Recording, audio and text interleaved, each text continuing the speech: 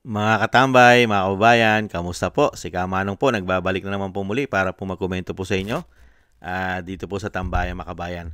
Samahan niyo po inyong lingkod, magkomentuhan po tayo.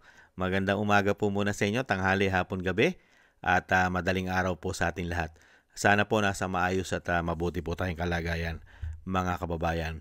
Ito po mga tambay, komentuhan po natin mga kababayan. Ito po, pinag-uusapan na po ito at putok na po ito sa social media mga tambay. Dahil po alam naman po natin na panahon na undas ay talagang mapag-uusapan po ang pamilya Marcos, lalong-lalo po ang kanyang ama na si dating Pangulong Marcos Sr. Hindi po ba? Dahil pagkaundas ay maungkat at maungkat kung sino po ang nakapagpalibing sa libingan ng mga bayani sa kanyang ama, sa tatay po ni BBM. At ito po mga tambay, yung pagbalik niya po galing ng Korea ay dumiretso po si BBM at ang kanyang First Lady, mga kababayan, sa libingan po ng mga bayani sa puntod po ng kanyang ama. Tingnan po natin at panoorin po natin at komentuhan po natin mga kababayan ang kaganapan po. Ito po, umpisa na po natin.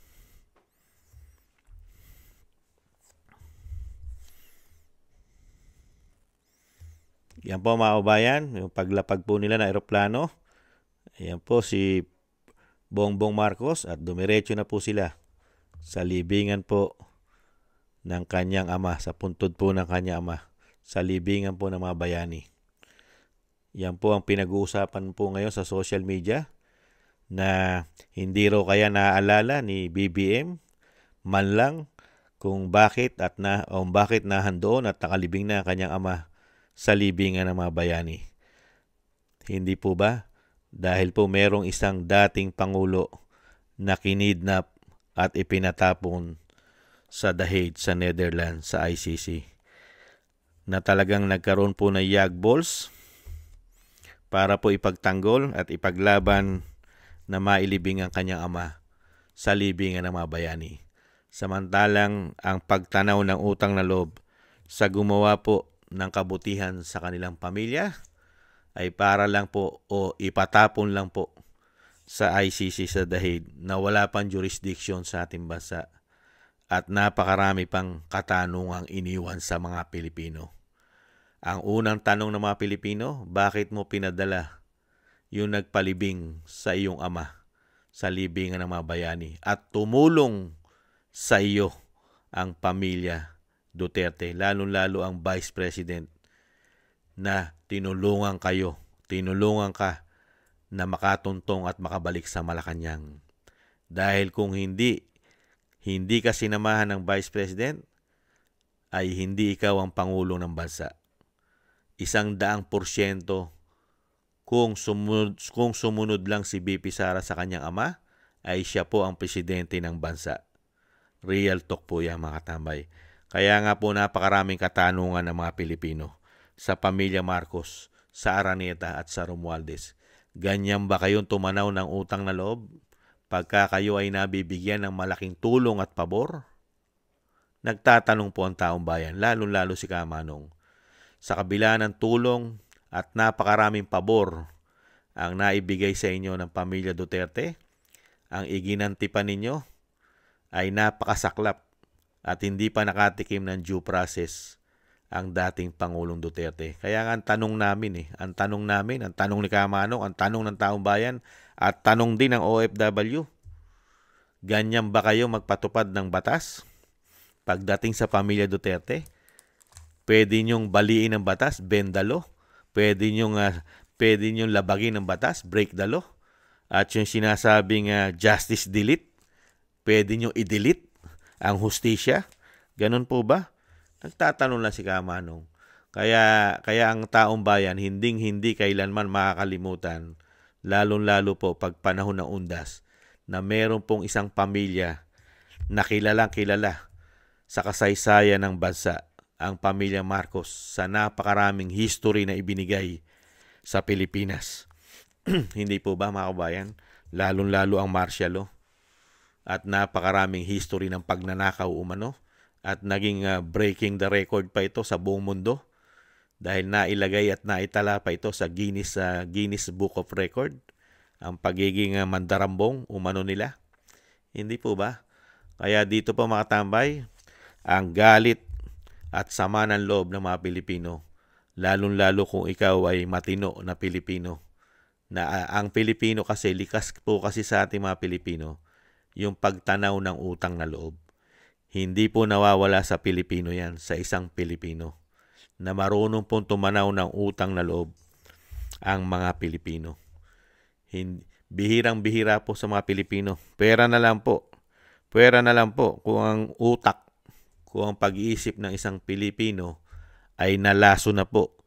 Nalaso na po ng pulburon at ng coke. At syempre, nalaso na rin po ng kapangyarihan at pagiging greedy nito umano. Hindi po ba?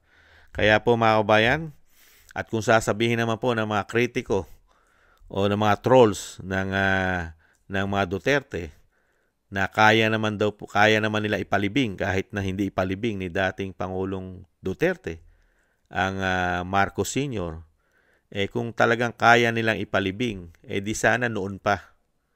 Hindi po ba? Dahil po mga politiko at kilalang tao po ang Marcos. Naging senador po si Bongbong Marcos. Naging senador po si Amy Marcos. Naging congressman si Bongbong. Naging congressman din po si Amy. Naging gobernador si Bongbong. Naging gobernador din si Amy. At naging congresswoman din ang kanyang nanay. Hindi po ba? Bakit hindi nila naipalibing? At meron pa silang kamag-anak na naging Pangulo ng Pilipinas. Hindi po ba? Malapit na kamag-anak din nila ang dating presidente na si Ramos, hindi po ba? Si President Ramos, ang dating Pangulo. At nahandun din po ang Pangulong Erap. Hindi po ba ang Pangulong Gloria Arroyo? Bakit hindi po natupad? Samantalang naging presidente rin po yun. Hindi na po natin isama yung dalawang presidente, Aquino. Talaga hindi naman po sila mapapalibing sa panahon ng mga Aquino. Hindi po ba? Kaya lang yung sinasabi nga po natin, mga kabayan, kahit anong sabihin ng mga kritiko, ng mga trolls ng mga Duterte, talagang ang Duterte lang po, ang taga Mindanao lang po, ang isang Pangulo na galing sa Mindanao, ang nagkaroon po ng Yagbols. Yagbols at pinaglaban niya ang karapatan ng kanyang ama na mailibing sa mga bayani, sa libingan ng bayani. Hindi po ba?